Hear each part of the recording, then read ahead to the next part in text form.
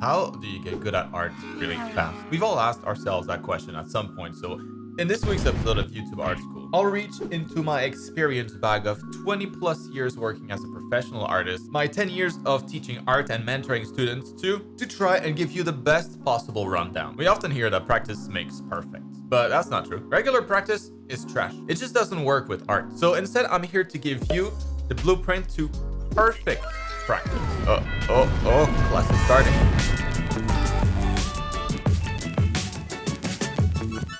So what's the first thing that you should be doing to achieve perfect practice? And you might want to skip this first part and move on to the second point in the timeline below if you already have some experience. But if art is new to you, this is your starting point. The first shortcut, the first step towards perfect practice is to trace other artists. For practice purposes only, if that's not already obvious. And I did just say trace, a forbidden word in the art community. So let's unpack this real quick. Tracing is not good when it's done to help you make a drawing that you would have otherwise not been able to do on your own, and as a result kind of get credit for something that you can't actually do. Not that far from using AI in my opinion, and you learn very little doing that.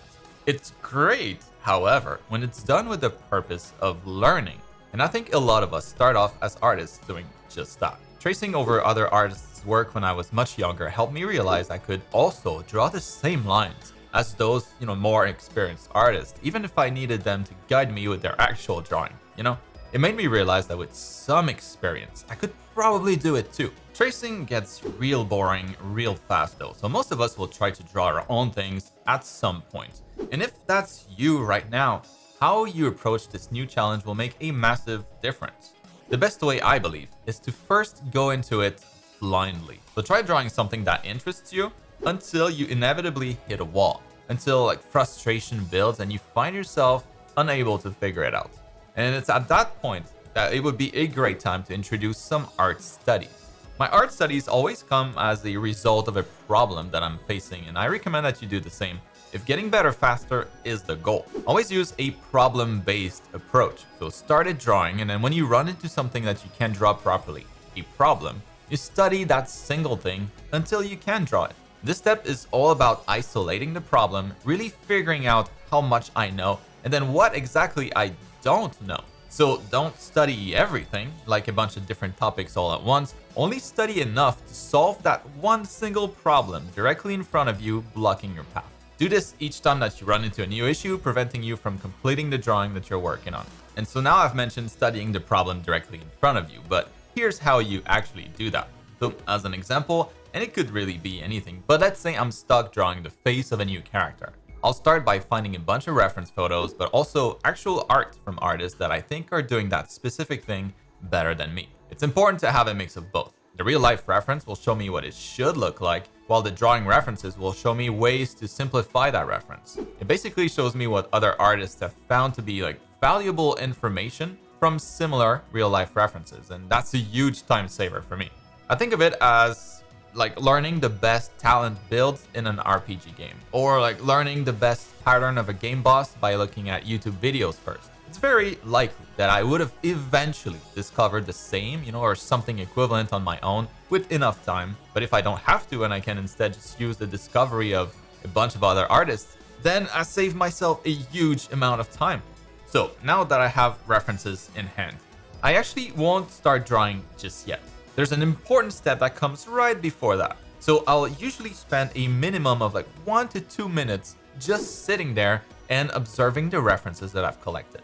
Not just looking at them, but actively observing everything about it. And that's a really long time to just be looking at something. But I think it's a crucial step, and I think it's really been a game changer for me when I started doing this. When you initially encounter that problem the first time, all that time you spent wondering if what you're doing is right, erasing, trying again, all of that serves to highlight what you should be observing better.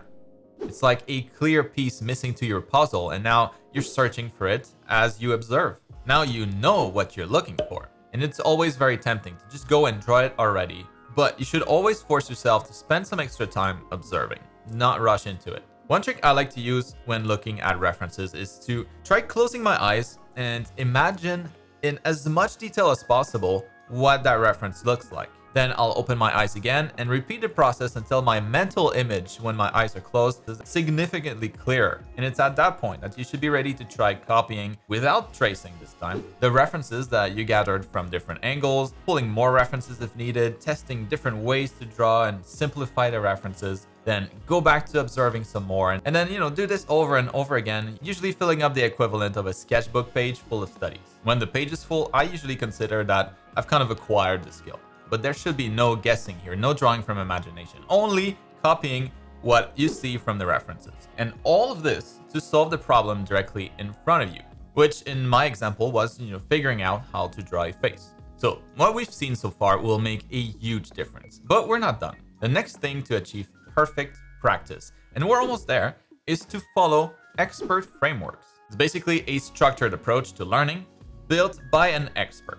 And I'll do this myself for anything that I'm not an expert in, whether it be learning from fitness experts how to work out my body to achieve my goals faster, or learning to cook, or learning to go-kart and get better lap times. There are many experts out there who've dedicated their career to teaching others, how to do what they do. And the older I get, the more obvious it becomes that those are the people that I should go to speed up my own progress. I don't ever plan to become a professional at any of those skills, but I value my time, and I take my hobby seriously. So it makes sense to me, at least, to want to get as good as possible in as little time as possible. And that's probably why you're here if you're an artist watching this. You're definitely in the right place. I spent the last 10 to 15 years teaching and learning about teaching art. It's my passion. And that's why I have a channel full of free content like this. But, the structure can definitely be missing. So if you're looking for everything that you need to go from 0 to pro, I also have an art program that I've dedicated years of my life building, with video classes, exercises, an awesome Discord community, and a study workbook that will take your hand through all the content week by week. And you can find a link to that in the video description down below, or by visiting cgart.school. And I just wanted to add that I'll be extending the big sale to celebrate reaching 25,000 students last week. So you'll be able to get the entire program at a massive discount for a couple more days. And it might just be what you've been missing. Well, check it out. But if your budget is $0, I also have a couple of freebies on there, including my starter brush set that includes a bunch of my favorite brushes if you haven't grabbed it already. It's great value because it's free. Again, a link down below. Now, finally, the last thing to achieve perfect practice is going to be to shrink the feedback loop as much as possible. Basically, eliminate as much time between your attempt and getting some feedback on that attempt. So the sooner you get feedback, the better.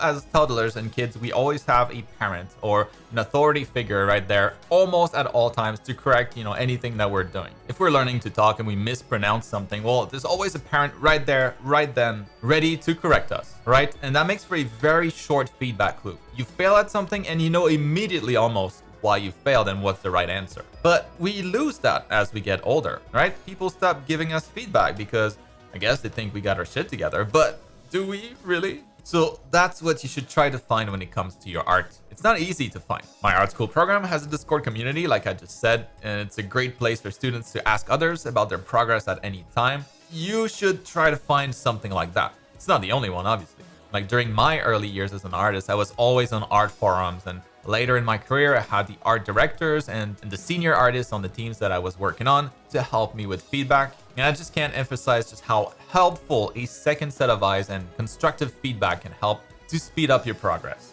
I'm not exaggerating when I say that you'll get better multiple times faster. And yeah, there are a lot of art communities around if you look carefully. Be part of one. Do it. And that is going to be it for today's class. Now you have the blueprint to achieving perfect practice, the fastest possible way to level up your art. So go out there and level up those art skills.